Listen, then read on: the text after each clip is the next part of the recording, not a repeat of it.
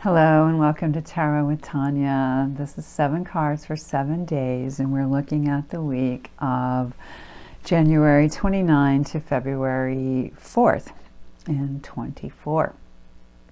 So thank you all for stopping by. Really appreciate you being here. If you're new or if you're returning, thank you so much. And it is a general reading for the collective, so take what resonates for you and leave the rest behind. You might even experiment with noting what the cards are for the days and seeing if that energy does fit for you or if it feels like you're off in a different place. So I'll be using the Golden Tarot for this reading, and then we'll finish with a card from the Winged Enchantment Oracle deck. But first I'll give you a little bit of the astrology for the week.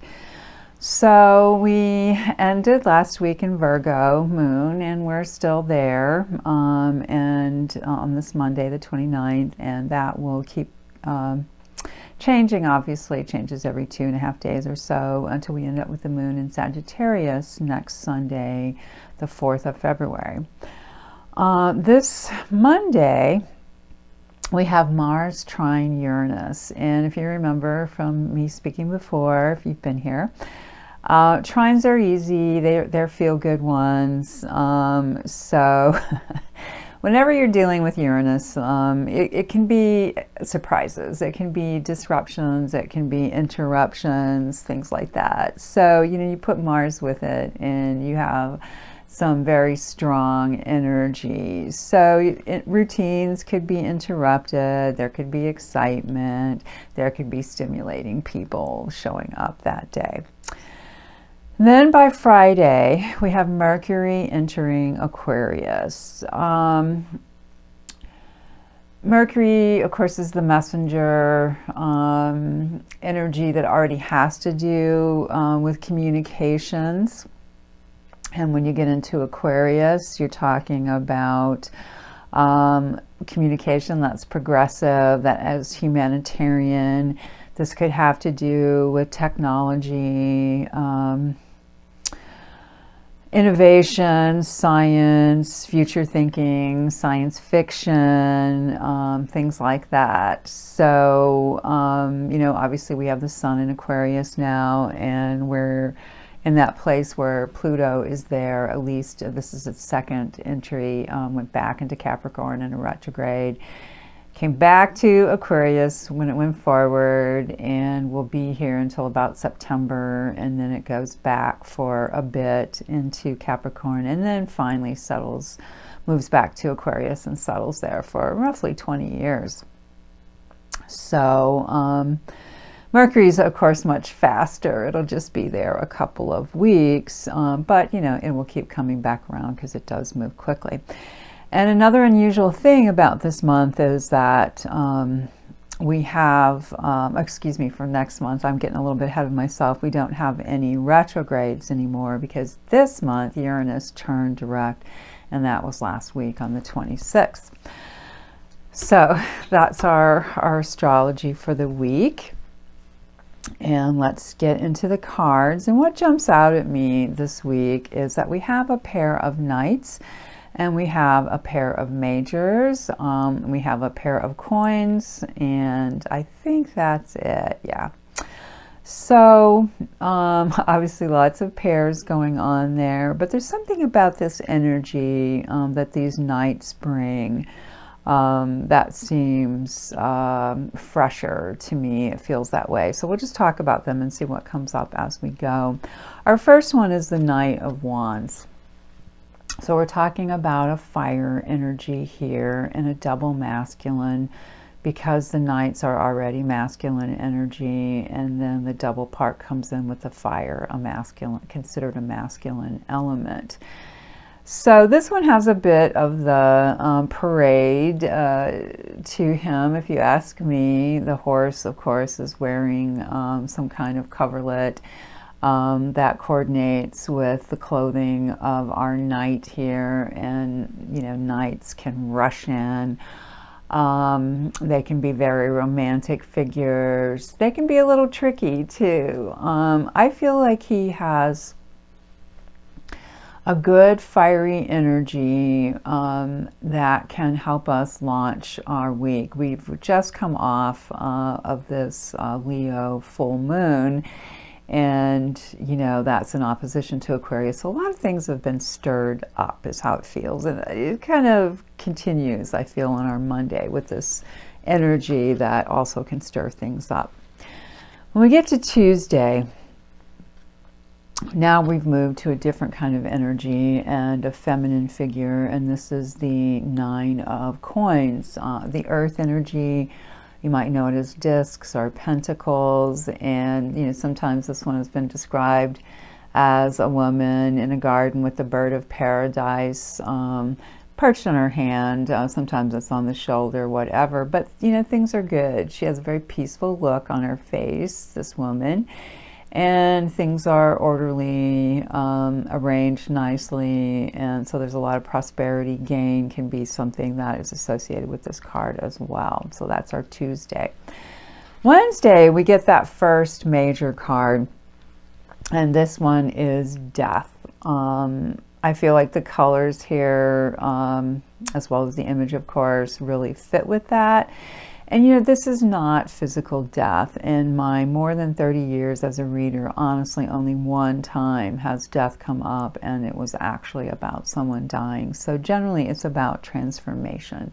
Of course, death is a kind of transformation, the soul self leaving the physical body. But this death tends to be like a transition of kind, maybe a change of jobs, maybe you're wrestling with something, you're trying to make a decision, and you've made that, and so other things fall away. That is a kind of death. Maybe some other sort of relationship kind of ends. There are a lot of phases, different things that this can apply to. So look where there can be a peaceful transition here.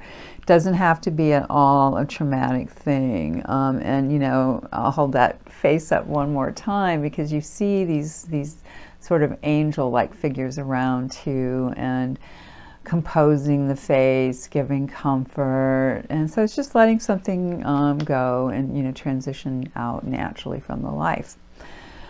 So by Thursday, we're back to the Knights. And of course, I mentioned there were two, and here's that second one. And this time we're dealing with a masculine, because it's night, and then also a feminine this time, because it's the water element. And this can be the great romancer, can be the love bomber, the someone who rushes in and gives you what you want, says all the things that you want to hear. And you know, sometimes that lasts and can be wonderful. Sometimes, you know, it's just a sort of come in, come out kind of energy. So it can, you know, that implies it can be another person outside the self, but it can also be within the self.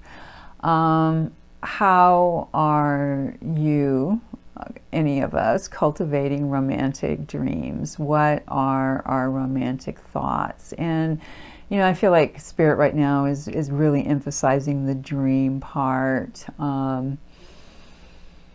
That just seems important.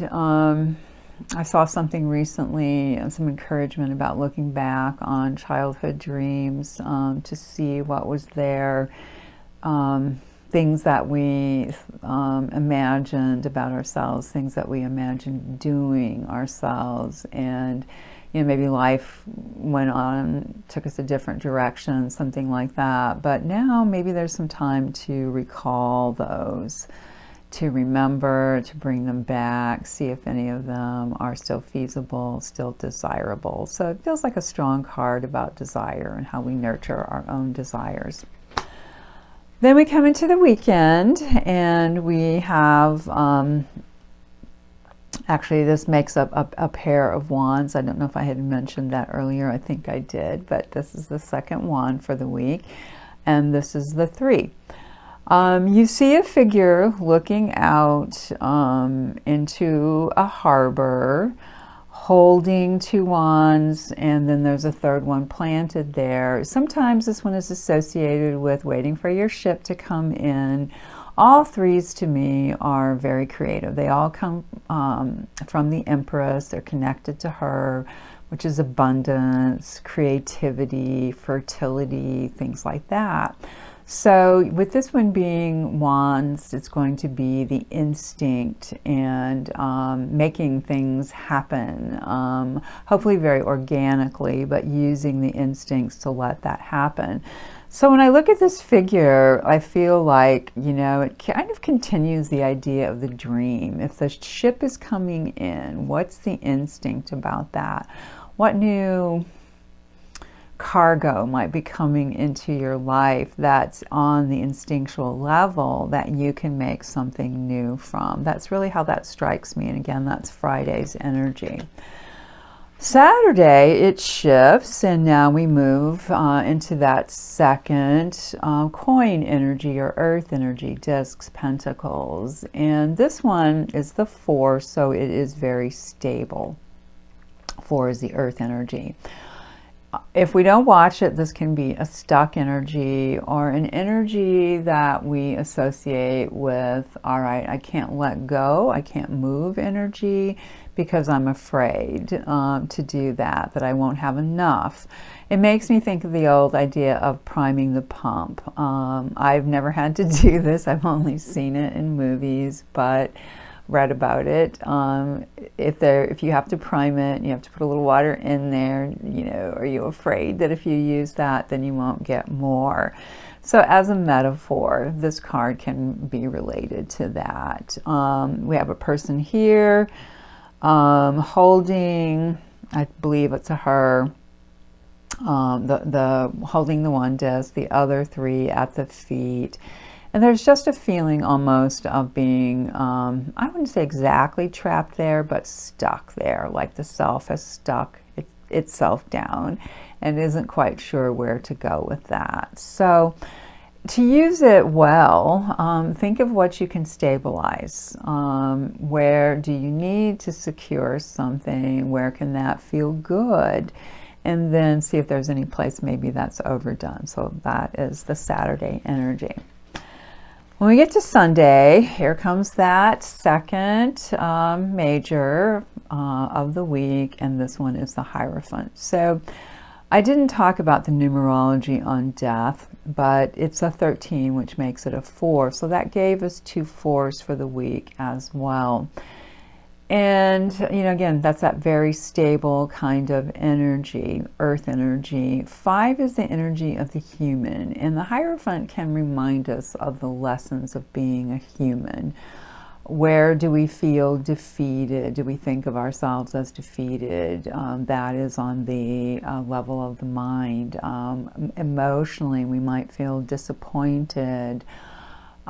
Physically, we might feel worried. The lesson with the instinct could be strife, feeling some frustration perhaps about, or an energy challenge in some ways.